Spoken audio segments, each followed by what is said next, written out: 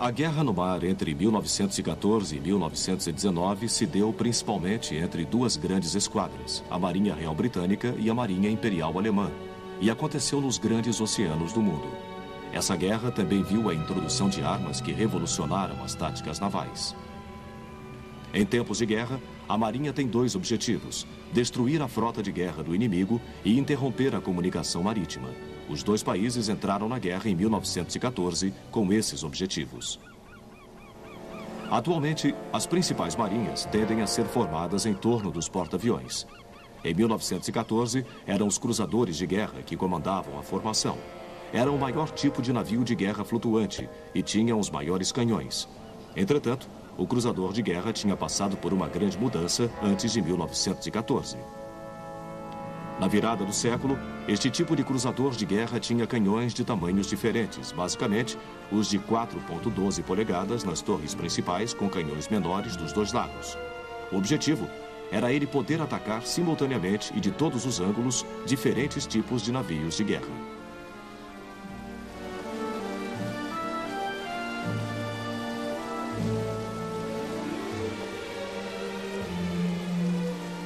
A vitória devastadora da marinha japonesa sobre os russos no Estreito de Tsushima durante a guerra particular entre 1904 e 1905 mostrou que foram os canhões de maior calibre que causaram o dano.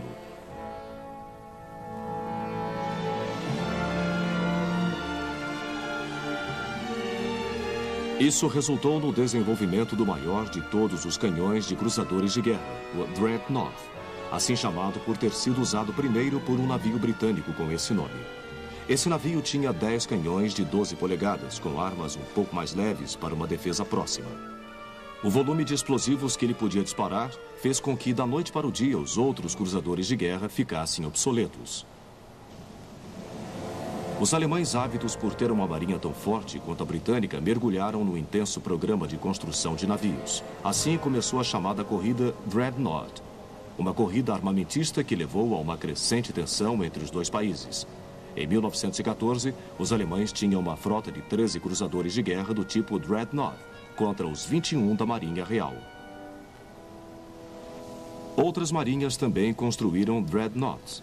Em 1914, os Estados Unidos da América e a França tinham 10 cada um, a Rússia e o Japão 6 e a Itália 4.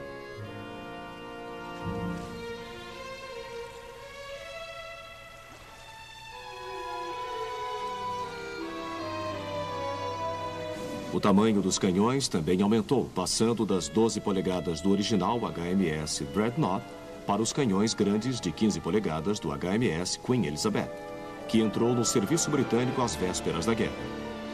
Seus canhões tinham um alcance de mais de 8 milhas, 3 vezes mais que os pré-Dreadnoughts. Mesmo assim, as batalhas navais ainda estavam limitadas ao alcance dos instrumentos ópticos, e isso permaneceria durante toda a guerra.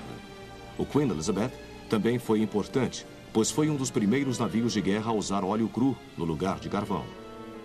Isso lhe possibilitava um alcance maior. Apoiando os cruzadores de guerra estavam os cruzadores que desempenhavam dois papéis. Eram os batedores das esquadras e também tinham que proteger os cruzadores de guerra dos ataques dos torpedos que vinham dos destroyers. O Dreadnought tinha uma velocidade consideravelmente maior que a do antigo cruzador de guerra. Por isso, ele ultrapassou os cruzadores existentes. A Grã-Bretanha, entretanto, em 1908, lançou uma nova categoria de navio, o cruzador pesado, rápido e com canhões ligeiramente menos potentes que o Dreadnought. No intuito de alcançar grandes velocidades, algumas blindagens de proteção foram sacrificadas, mas não nas versões alemãs, também conhecidas como cruzadores blindados ou couraçados. Foi um sacrifício do qual a Grã-Bretanha mais tarde se arrependeria. Mas os cruzadores pesados eram de construção cara e, especialmente para a Grã-Bretanha, cuja marinha se espalhava em todos os oceanos, havia necessidade de um navio que dominasse os mares mais remotos. Consequentemente, foi desenvolvido o cruzador leve, junto com o cruzador pesado. Mais uma vez, outras marinhas seguiram esta tendência.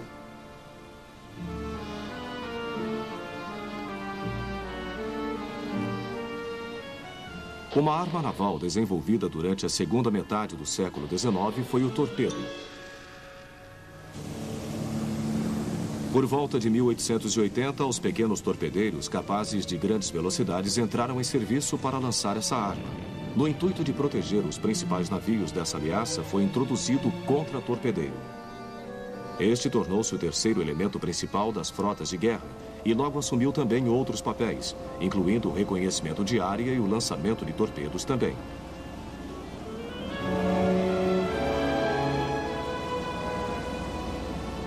Os torpedos tinham um alcance teórico de mais de 5 milhas, mas em geral eram lançados de uma distância de quase 1.000 metros do alvo para que tivessem grande chance de atingi-lo.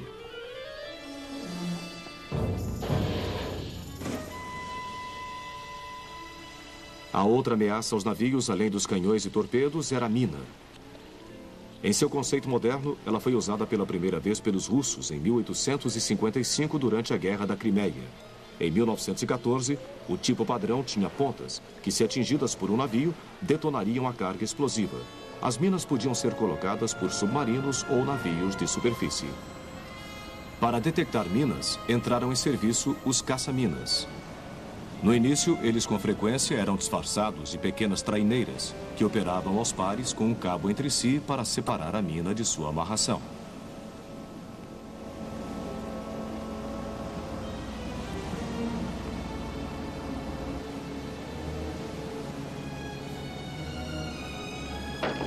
Uma vez feito isso, a mina era destruída por tiros de rifle.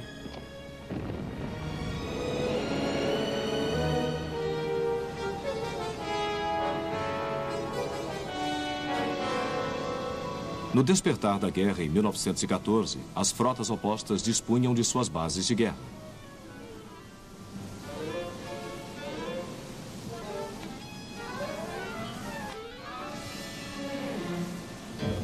A Marinha Real, ainda maior do mundo, tinha duas frotas. A grande frota em Scapa Flow, nas Ilhas Orkney, e a frota mediterrânea baseada em Malta.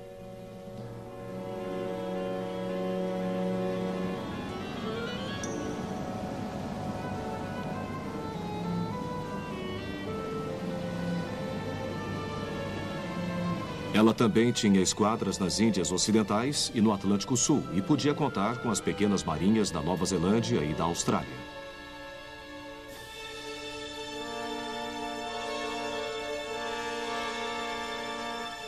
Os franceses fizeram um acordo com seu aliado britânico de concentrar-se no Mediterrâneo, usando sua base em Toulon. Isso possibilitou a Grã-Bretanha reforçar sua frota em suas águas territoriais contra a frota oceânica alemã, baseada em Kiel e Wilhelmshaven.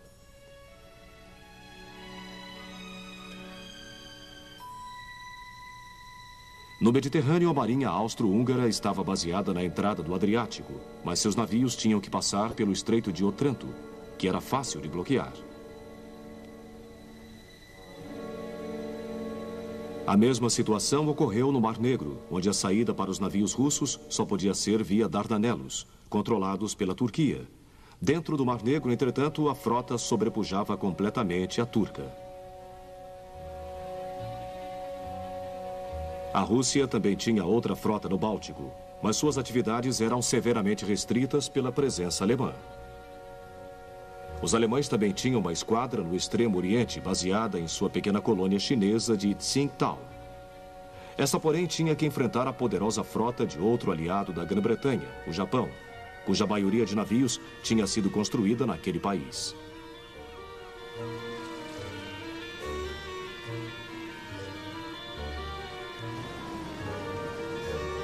O plano da Grã-Bretanha era reter a frota oceânica alemã no Mar do Norte, bloqueando o Estreito de Dover e usando os destroyers da grande frota para patrulhar desde as ilhas Orkney até a costa norueguesa.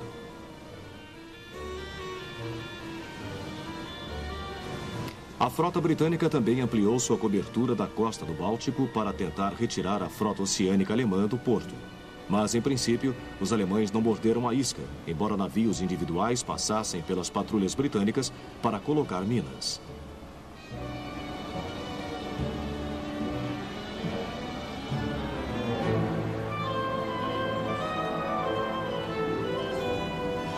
Os alemães também enviaram submarinos para manter uma vigilância sobre a grande frota, caso ela deixasse o porto.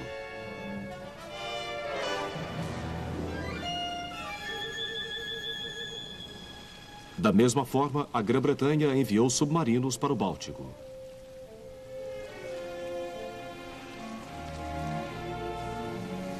Houve um grande número de pequenos embates no Mar do Norte que culminaram no ataque de um destroyer e um cruzador leve britânicos em Heligoland, no final de agosto. Neste episódio, os alemães perderam 3 cruzadores leves e um destroyer foi afundado. Longe de suas águas territoriais, os alemães tinham um certo número de navios no despertar da guerra. 2 deles eram os cruzadores Goeben e o Breslan. Eles tinham ordens de bombardear Argel para interromper a passagem das tropas coloniais francesas para a França. Então receberam ordens de ir direto para a Turquia. Mas mesmo assim, seu comandante bombardeou Argel em 4 de agosto bem cedo e depois partiu para enfrentar as frotas britânica e francesa. O que era possível para seus navios devido à fraca coordenação entre a Grã-Bretanha e a França e a hesitação entre os comandantes navais. A chegada desses navios em Constantinopla foi apenas para promover os esforços alemães de pré-guerra para atrair a Turquia para o seu lado. Esforços estes que incluíam uma visita do Kaiser, visto aqui com oficiais turcos.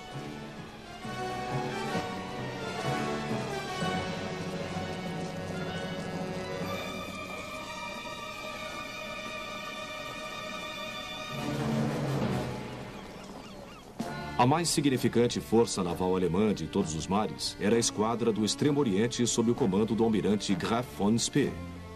Um de seus navios, o cruzador leve Emden, foi mandado para o Oceano Índico para manter a pressão nos primeiros meses de guerra.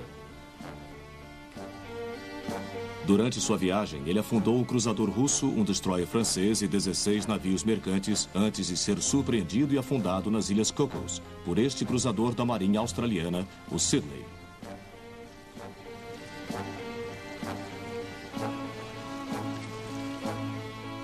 O restante da esquadra do Oriente Médio recebeu ordens de interromper o comércio aliado no Pacífico. Von Spee navegou para a América do Sul, provocando o caos nas rotas comerciais. Uma esquadra britânica baseada nas Ilhas Falkland o encontrou em 1º de novembro na costa chilena. 2 de seus navios, estes cruzadores mais antigos, o Monmouth e o Good Hope, foram afundados.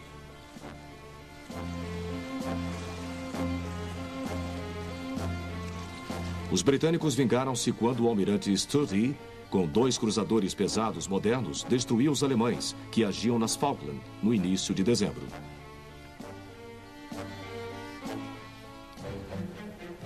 De volta ao Mar do Norte, os alemães adotaram uma nova tática de provocação, bombardeando balneários na costa leste inglesa.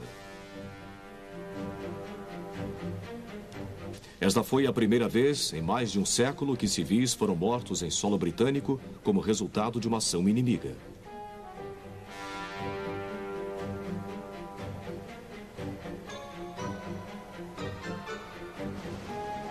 Em janeiro de 1915, entretanto, houve um conflito sério no Mar do Norte, em Dogger Bank.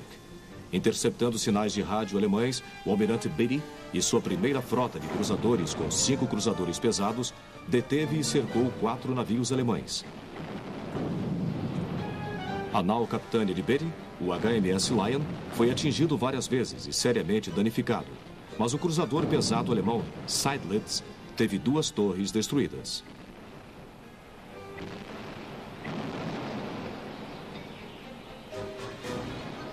Pior, o Blücher foi muito atacado e ficou mais lento. Ele foi então cercado por 4 navios britânicos que o afundaram junto com aproximadamente 800 homens de sua tripulação. O plano de mandar uma expedição aos Dardanelos foi encabeçado pela Marinha Real, especialmente com Winston Churchill, o primeiro-ministro. O plano final era apoiar a Rússia contra a Turquia, forçando a entrada no Mar Negro e ameaçando Constantinopla. Uma força militar foi reunida. Nesse meio tempo, em meados de fevereiro de 1915, navios britânicos e franceses começaram a subjugar as forças turcas, que guardavam os Narrows. O mau tempo e as minas, entretanto, dificultaram as operações, sendo as últimas responsáveis pela perda de 3 cruzadores de guerra e um grande número de outros navios seriamente danificados.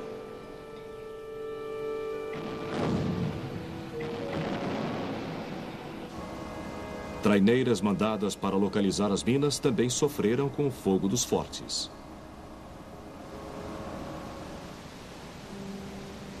Embora os próprios fortes tenham silenciado, as minas foram consideradas muito perigosas para se arriscar qualquer navio importante, e os desembarques aconteceram no Mediterrâneo, na ponta dos Dardanelos.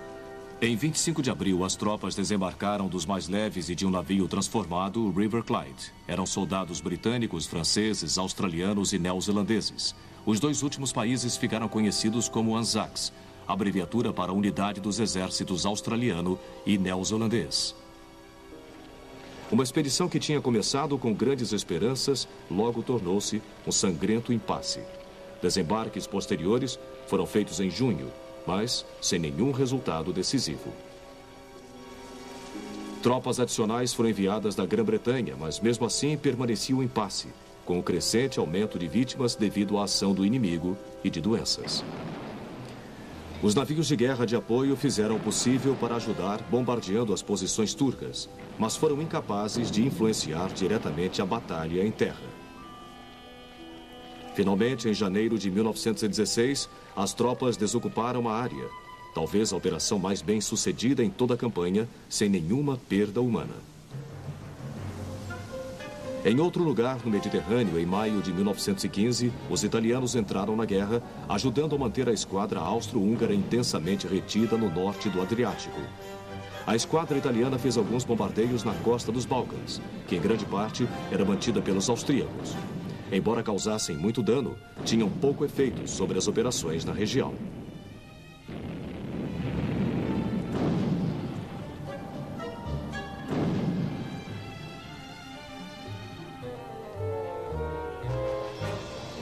Submarinos alemães e austríacos conseguiam com frequência entrar furtivamente no Mediterrâneo, apesar dos esforços aliados para impedi-los.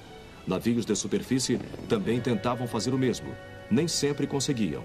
Em 10 de junho de 1918, um torpedeiro italiano atacou com sucesso o cruzador de guerra austríaco St. Stephen. A tripulação parecia paralisada pelos resultados deste desastre repentino.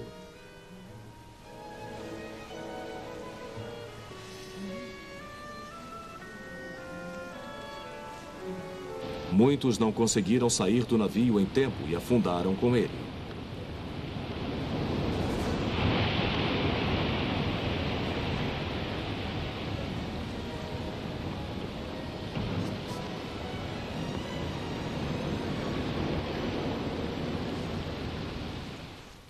Em janeiro de 1916, um novo comandante, o almirante Reinhard von Scheer, assumiu a frota oceânica alemã. Ele recomeçou os ataques na costa leste inglesa. Então, depois dos alemães cancelarem sua ilimitada campanha de submarinos no início de maio por medo de provocar a entrada norte-americana na guerra, o almirante armou um plano projetado para aprisionar e destruir elementos da grande esquadra britânica. Isso fez com que os cruzadores pesados patrulhassem principalmente a costa norueguesa para tentar retirar os cruzadores pesados do almirante Beatty de sua base em Rosyth. Os dreadnoughts alemães os destruiriam, então, antes que o corpo principal da grande esquadra, sob o comando de Sergeant Jellicoe, pudesse chegar de Scapa Flow. Jellicoe soube por um sinal de rádio interceptado que os alemães estavam prontos para a ação e decidiu antecipar-se e surpreender sua esquadra no mar em 30 de maio de 1916.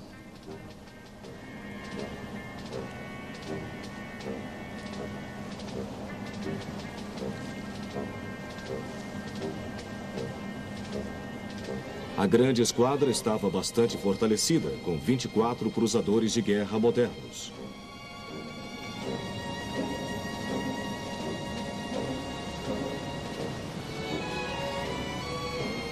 Jellicoe ordenou que Beatty se encontrasse com ele na tarde seguinte. Beatty zarpou de sua base no estuário de Forth com 6 cruzadores pesados e uma esquadra de apoio composta de um cruzador de guerra, mais cruzadores escolta e destroyers.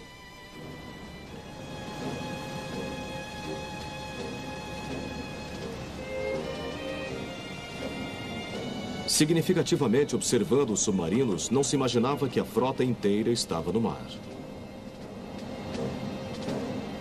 Os alemães zarparam nas primeiras horas da manhã do dia 31 com 5 cruzadores pesados no Almirante Ripper, 50 milhas à frente do corpo principal da frota de 16 cruzadores de guerra modernos.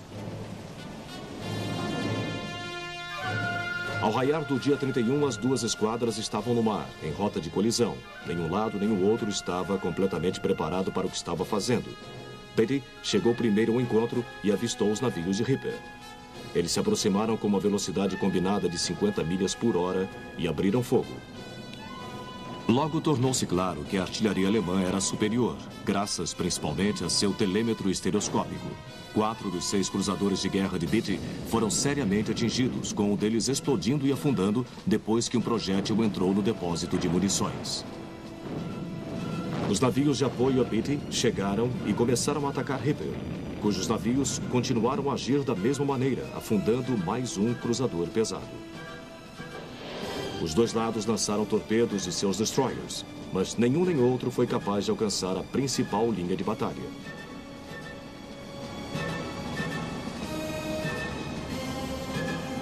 Vislumbrando o corpo principal alemão, Beatty terminou esta primeira fase que ficaria conhecida como a Batalha de Jutland, retirando-se para o norte em direção a Jellicoe e a esquadra britânica principal. Von Scheer, sem saber que Jellicoe estava se aproximando com 24 cruzadores de guerra contra os seus 16, seguiu Beatty. Beatty tentou avisar Jellicoe da posição alemã, mas no início seus sinais foram mal interpretados. Às 6h30 da tarde, quando Jellicoe se conscientizou da presença alemã, alterou o curso para tentar retirar Von Scheer de sua base. Von Scheer percebeu e retornou. Dirigiu-se para o sul na crescente escuridão, perseguido pela frota britânica num curso paralelo. Esta última e crítica fase da Batalha de Jutland representa apenas menos de 90 minutos de manobras complicadas e pesadas trocas de tiros.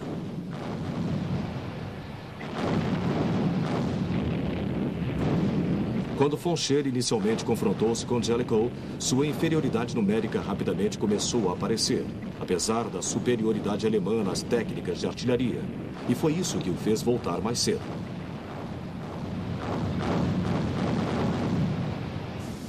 Num certo ponto, ele foi obrigado a enviar seus destroyers, esperando que a ameaça de seus torpedos fizesse com que Jellicoe retrocedesse. Isso foi parcialmente bem sucedido. Quando Jellicoe recomeçou a perseguição, Von Scheer já estava quase fora de alcance.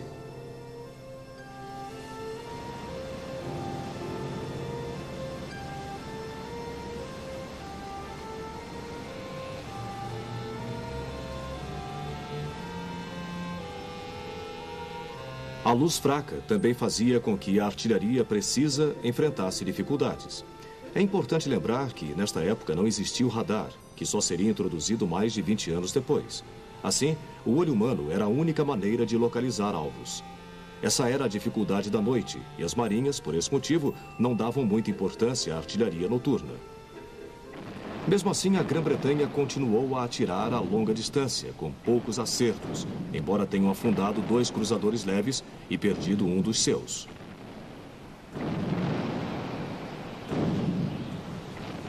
Jellicoe também, numa última tentativa desesperada de causar danos sérios a seu oponente, mandou seus destroyers. Eles afundaram o cruzador de guerra Pre-Dreadnought, o Pullman, e outro navio alemão foi danificado por um campo minado colocado pelos britânicos. No amanhecer de 1º de junho, os alemães aproximavam-se do porto com a certeza de que tinham escapado da Grã-Bretanha.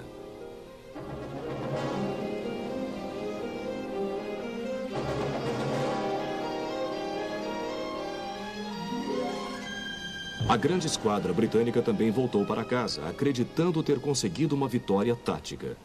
Jellicoe, entretanto, estava bem consciente de que falhara em destruir a frota oceânica alemã e também de que a perda de 3 de seus cruzadores pesados e 3 de seus cruzadores tinha sido substancialmente maior que a perda alemã.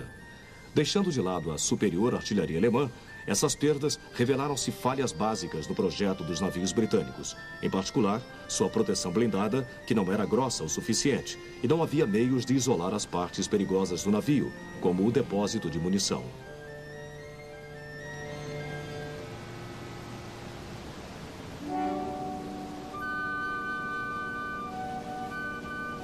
Jellicoe logo enfrentou a crítica de que deixara de aproveitar uma oportunidade de ouro para destruir a frota de guerra inimiga. Mas quando a grande frota ancorou, ele estava convencido de que Foncher logo tentaria outra vez e que a Marinha Real seria capaz de ter um sucesso decisivo. O resultado total da Batalha de Jutland pode não ter sido bem definido na época, mas a grande frota britânica não teve que esperar muito para que Foncher e a frota oceânica alemã se aventurassem para fora do porto outra vez. Parecia que o segundo turno da ansiosamente antecipada ação da frota estava perto de acontecer.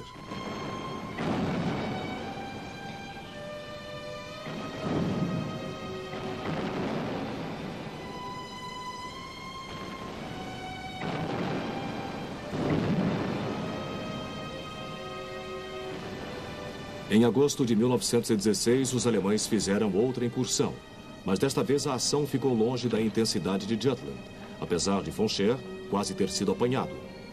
Mais uma vez, ele conseguiu escapar.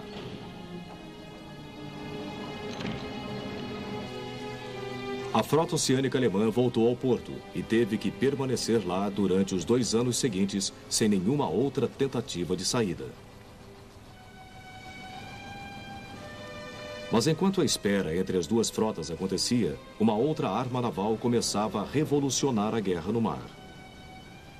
Em 1914, o conceito de um navio de guerra submarino já existia há mais de 3 séculos.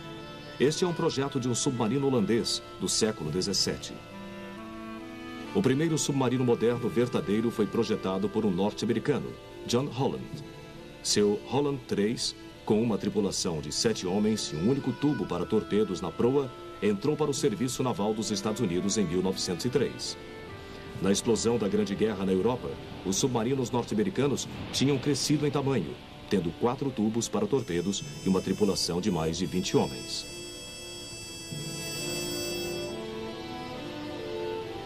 Outras marinhas inicialmente compraram o barco Holland, mas depois desenvolveram seus próprios submarinos.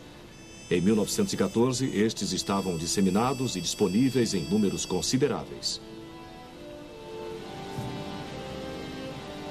Quando a guerra começou, a Grã-Bretanha tinha cerca de 70 submarinos em serviço.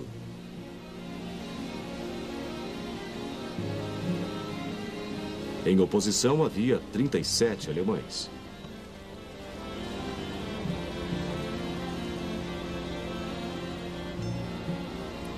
As marinhas de 1914 viram que os submarinos serviam para o reconhecimento, colocação de minas e, sobretudo, para afundar navios de guerra de superfície.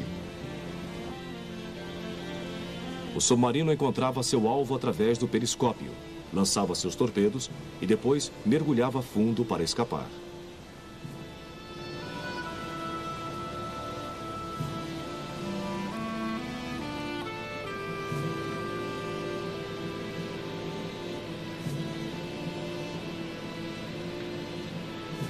Um típico submarino de 1914 é este Classe B britânico. Sua tripulação era de 15 homens e tinha 2 tubos para torpedos na proa. No entanto, ele só podia transportar 4 torpedos.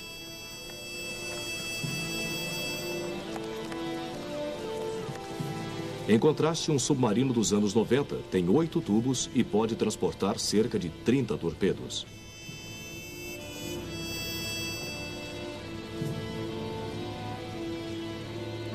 O submarino Classe B era capaz de alcançar uma velocidade de superfície de 12 nós, cerca de 14 milhas por hora, e tinha um alcance de 1000 milhas. Quando submerso, era movido por baterias elétricas. A necessidade de recarregá-las significava que o tempo que ele podia ficar submerso estava estritamente limitado a cerca de 12 horas. Em contraste, o submarino moderno movido a energia nuclear pode permanecer submerso durante semanas seguidas.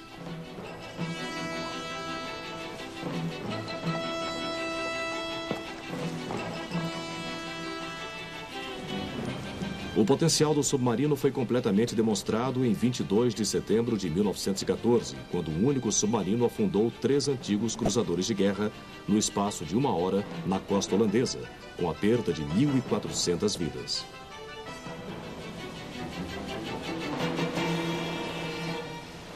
O submarino também começou a ser usado para ajudar a bloquear as costas inimigas. O método normal de operação de bloqueio era apreender os navios mercantes e levá-los para o porto, onde a carga era confiscada.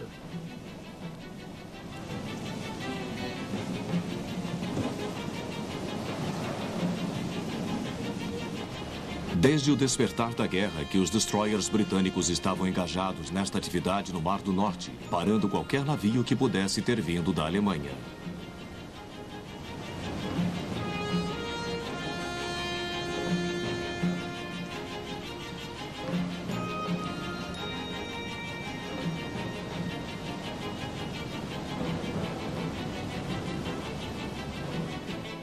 Em poucas semanas, eles tinham estabelecido um isolamento rigoroso desde a Noruega até o Canal da Mancha.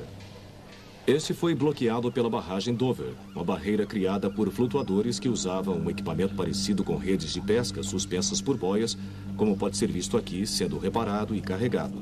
Inicialmente, eram usados para evitar que submarinos passassem furtivamente pelo canal.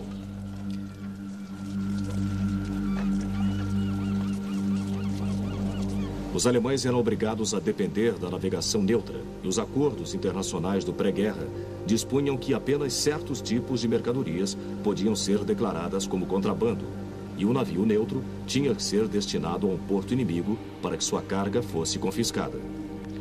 A resposta britânica para isso foi comprar compulsoriamente a carga e depois autorizar a volta para seu porto de origem. Isso evitou a perda de vidas e deu alguma compensação aos proprietários dos navios. Por outro lado, os alemães não estavam em posição de bloquear o comércio britânico, mas podiam legitimamente atacar e afundar navios mercantes dos aliados, garantindo dessa maneira a segurança das tripulações. Um certo número de navios de guerra e navios mercantes blindados foram dispostos para este fim, mas muitos foram rapidamente perseguidos e destruídos. Uma exceção foi o Moeve, mostrado aqui, que afundou 40 navios e não foi afundado até o final da Segunda Guerra Mundial. Isso deixou os alemães apenas com submarinos, mas estes tinham suas limitações.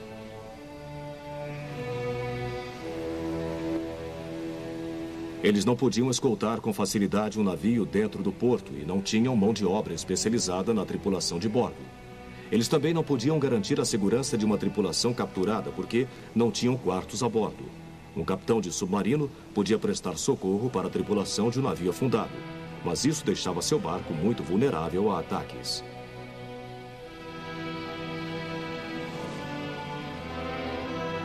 Normalmente, o melhor que podia ser feito era mandar a tripulação para seus barcos salva-vidas e deixá-la à deriva depois do interrogatório do capitão, num curso que a levasse à ilha mais próxima.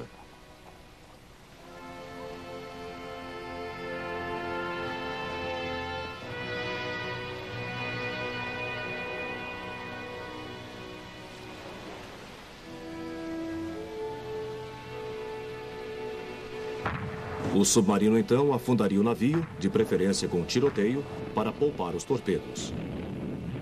A partir de outubro de 1914, foi esta a prática que os alemães começaram a adotar. Mas qualquer ataque de superfície punha o submarino em risco. A alternativa era o ataque submerso, que geralmente significava atirar sem aviso. A Marinha pressionou para que isso fosse permitido. E no início de 1915, os alemães declararam a política de guerra irrestrita embaixo d'água nas águas que cercam a Grã-Bretanha e a Irlanda. Embora houvesse todo o esforço para não afundar navios neutros, sua segurança não podia ser garantida, especialmente porque os capitães de submarino eram instruídos de que a segurança de seus navios era de capital importância. Os alemães, entretanto, esperavam que esta advertência pudesse impedir que navios neutros entrassem em águas britânicas.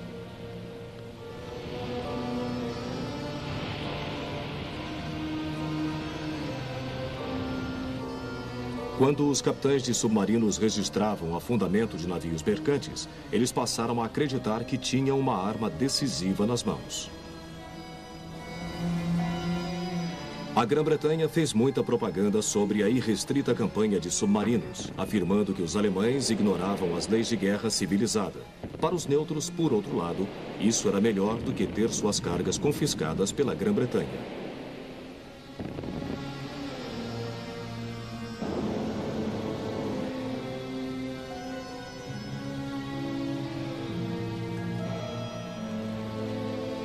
Na realidade, esta primeira campanha irrestrita teve pouco impacto imediato, já que um número limitado de submarinos significava que apenas 2 ou 3 poderiam agir contra o comércio de uma só vez. Em maio de 1915, entretanto, aconteceu um fato que teve sérias implicações na campanha alemã. No dia 1º de maio, o navio de passageiros Lusitânia deixou Nova York rumo a Liverpool. Naquele mesmo dia, os jornais de Nova York divulgaram notícia de que navios de bandeira britânica corriam o risco de ser destruídos sem qualquer aviso prévio.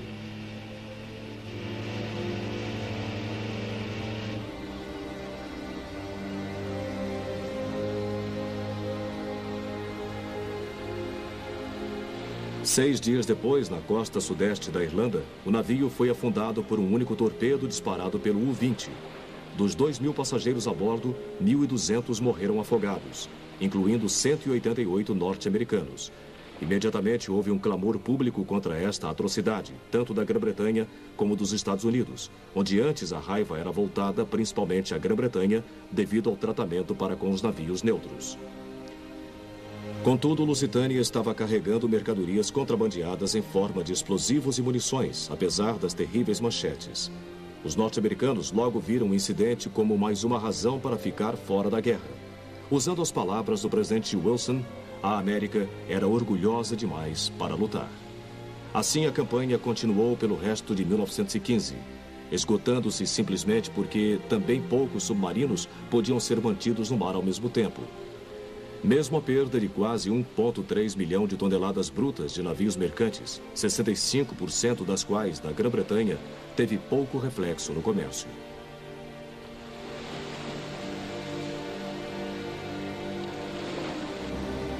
Mas nova perda de vidas norte-americanas levou o governo americano a uma reação muito mais forte. Se os alemães não parassem com esta forma de guerra, os Estados Unidos não teriam outra opção a não ser cortar relações diplomáticas. Receando que isso pudesse levar os Estados Unidos a entrar na guerra, os alemães suspenderam a campanha no Atlântico e no Mar do Norte, e a perda de navios mercantes caiu sensivelmente. Então, eles voltaram para o Mediterrâneo, onde menos navios norte-americanos navegavam.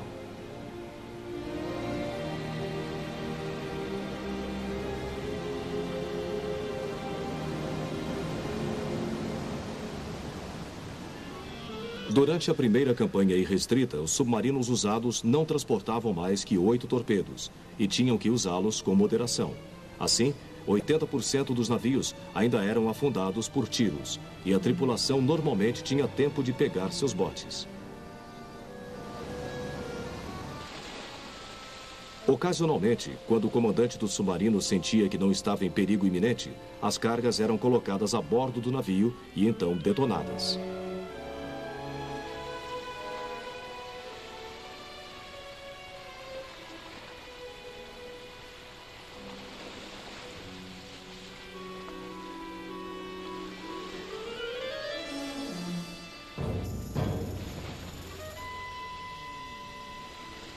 Navios mercantes normalmente viajavam sozinhos e isso dificultava o fornecimento de proteção naval, principalmente se eles não estivessem nas principais rotas marítimas.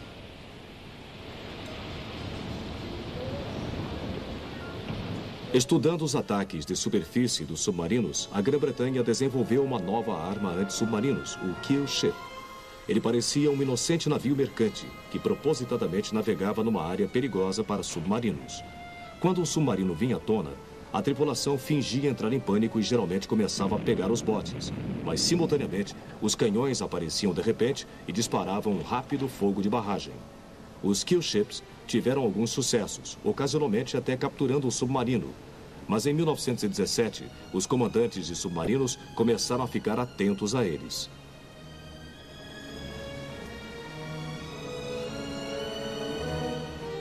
Em agosto de 1916, com a decisão de manter a esquadra dos altos mares do porto, a questão da guerra submarina irrestrita foi revista pelo governo alemão e o alto comando.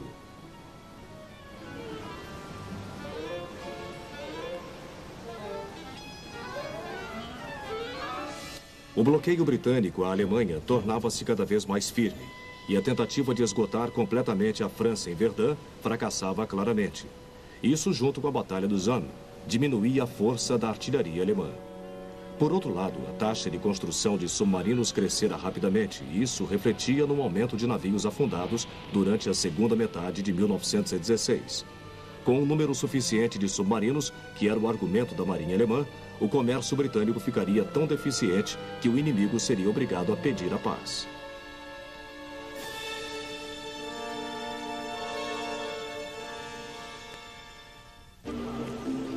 Um fator sobre todos os outros, entretanto, causou um atraso na tomada de uma decisão. Durante o ano de 1916, o presidente Wilson havia enviado observadores a ambos os lados na esperança de poder negociar a paz. Em novembro de 1916, haveria uma eleição presidencial, que dependia muito do resultado dessa decisão, assim como a posição a ser assumida pelo novo presidente em relação aos termos de paz da Alemanha. Wilson foi reeleito, mas só no final de dezembro deixou claro que não tinha aceito as propostas alemãs de paz. Consequentemente, no início de janeiro de 1917, os alemães resolveram fazer uma campanha submarina completa e irrestrita, negando passagem até mesmo a navios neutros. No início desta nova campanha, que começou em 1º de fevereiro de 1917, cerca de 110 submarinos participavam. Os barcos eram de dois tipos: os grandes submarinos oceânicos mostrados aqui, operando desde os portos alemães do Mar do Norte, e os submarinos costeiros de menor alcance, baseados nos portos belgas.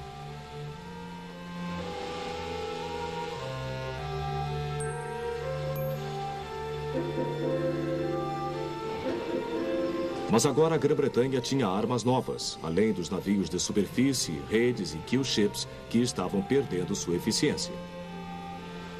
Os hidrofones podiam detectar os motores dos submarinos abaixo da superfície, caso eles estivessem próximos ao navio. Um equipamento arrastado pela embarcação servia como fone, e um operador ouvia os sons reveladores ao girar seu cursor para apontá-los.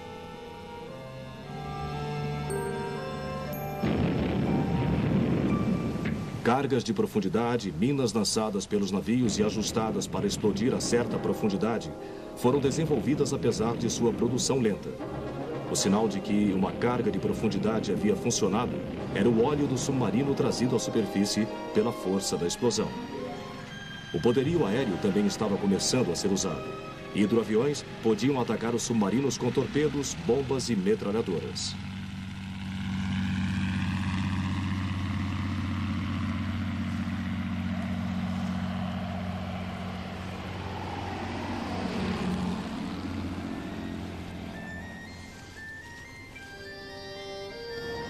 Dirigíveis com alcance de até 1.500 milhas e com quase 50 horas de autonomia de voo, ajudavam a localizar os submarinos. Infelizmente, eles mostraram-se pouco práticos como plataforma de ataque, já que eram muito instáveis para ser precisos. Por outro lado, podiam orientar os navios até o local.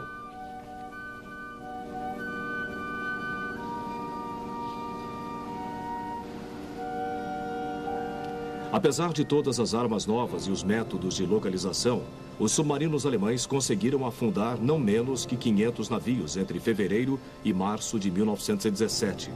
E a navegação de navios neutros no leste do Atlântico e no Mar do Norte caiu em 75%. Apesar das condições a bordo dos submarinos serem pouco confortáveis, principalmente por causa dos gases das baterias, o moral das tripulações aumentava com cada sucesso que tinham.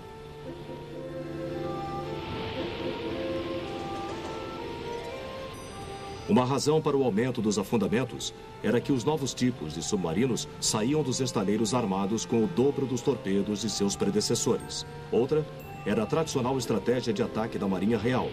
Patrulhas ofensivas eram mandadas para varrer as principais rotas marítimas, mas os submarinos simplesmente ficavam ao largo esperando que as patrulhas passassem, para depois atacar as presas.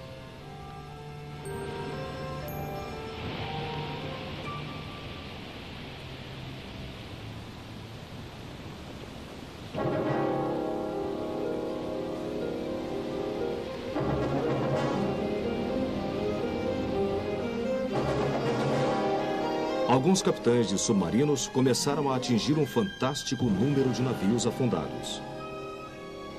Quando retornavam ao porto após ataques bem-sucedidos, tornavam-se heróis nacionais.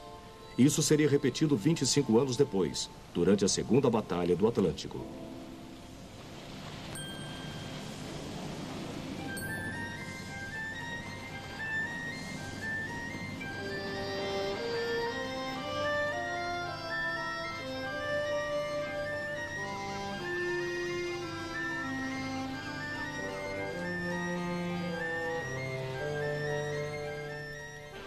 Se os afundamentos continuassem nessa alta percentagem, estava claro que não demoraria até que a Grã-Bretanha começasse a passar fome.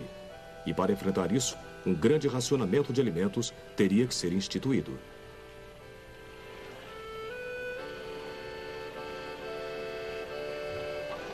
Até na frente leste, as tropas foram aconselhadas a não desperdiçar comida.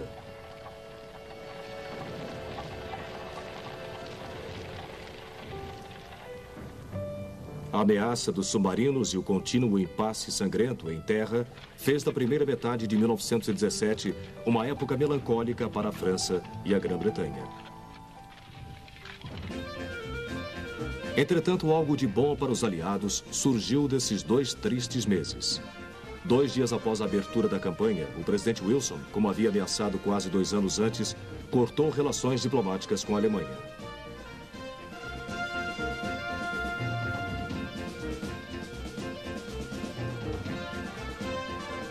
Dois meses mais tarde, em 2 de abril de 1917, depois que os alemães não mostraram nenhum sinal de aliviar sua campanha, ambas as casas do Congresso se juntaram para ouvir do presidente Wilson que ele acreditava que a América não podia mais permanecer ao largo.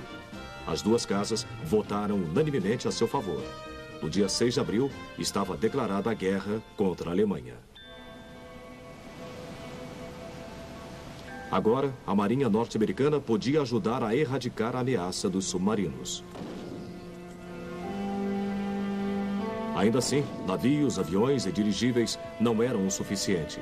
O conceito de guerra antissubmarino tinha que ser repensado com urgência.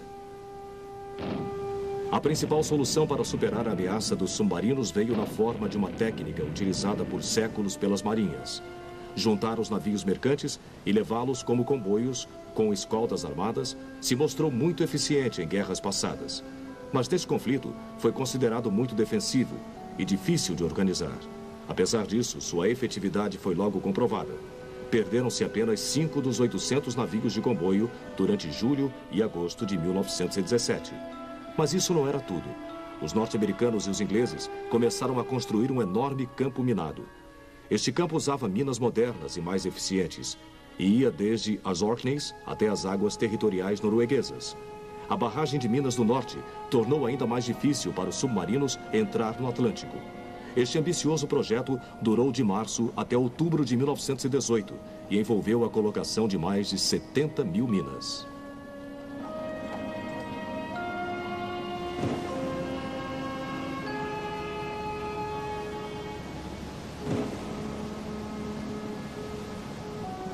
Mais espetacular foi a tentativa britânica em abril de 1918 de impedir que os submarinos usassem Zeebrugge na costa belga. Até então, as operações nestas águas consistiam principalmente de batalhas entre embarcações leves, incluindo destroyers. Houve também alguns bombardeios vindos da costa. Eram utilizados os desajeitados navios monitores, que eram pouco mais que plataformas para canhões grandes, como o tipo de 15 polegadas visto aqui no HMS Erebus. Eles e seus navios de apoio regularmente trocavam fogo com as baterias costeiras alemãs.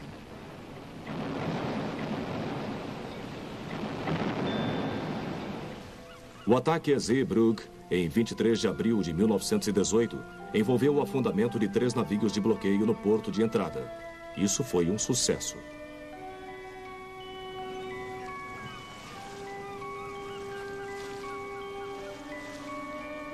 Seu cruzador escolta, Vindictive, teve sorte em retornar ao porto. Mesmo assim, os submarinos ainda conseguiam passar. Não obstante, essas novas táticas significavam que no início de 1918, a ameaça dos submarinos havia sido colocada sob controle. Isso era vital não apenas para a sobrevivência britânica, mas permitia que soldados norte-americanos fossem transportados pelo Atlântico até a França e formassem a onda que mudaria a sorte dos aliados. Em contraste, o bloqueio aliado das forças centrais progressivamente havia se tornado mais rígido. A grande frota britânica e a frota norte-americana do Atlântico haviam produzido uma força combinada com tal poder que qualquer pensamento de que a grande frota oceânica alemã ainda pudesse enfrentar os aliados em batalha seria rapidamente dissipado. No verão de 1918, os aliados haviam vencido a guerra no mar. A batalha decisiva em terra ainda continuava a ser travada.